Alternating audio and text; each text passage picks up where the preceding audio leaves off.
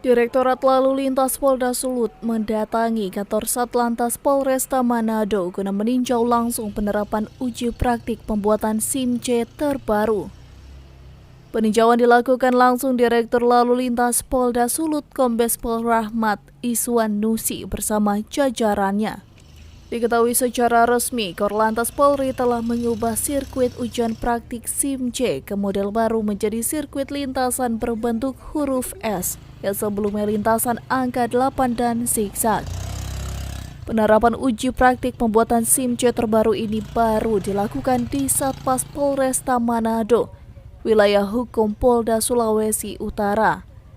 Sementara untuk wilayah Polres lainnya masih sementara berproses. Dirlantas Polda Sulut Kombes Pol Iswanto menjelaskan warga yang akan mengikuti praktik akan terlebih dahulu diberikan latihan teori maupun praktik.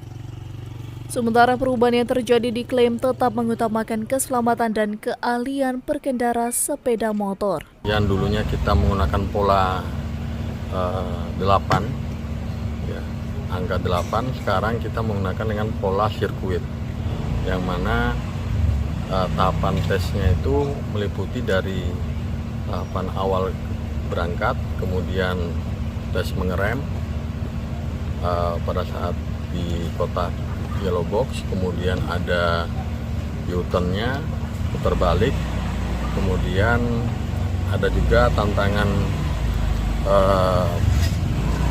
mengikuti pola huruf S dan menghindari daripada hal rintangan dan kemudian berhenti. Semua ini dilakukan dengan kecepatan tidak boleh melebihi daripada 30 km per jam. Dan harapannya adalah supaya masyarakat yang mengikuti ujian SIM praktek SIM C ini diberikan satu kesempatan, kemudahan untuk mengikuti tes ini dengan baik sesuai dengan perintah Bapak Kapolri.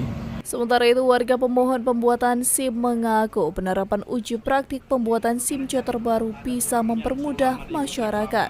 Kalau yang lama agak susah lah. Iya. Sebenarnya dia ini kan, angka 8. Iya. Tapi sekarang gampang sekali. Iya. Agak mudah lah.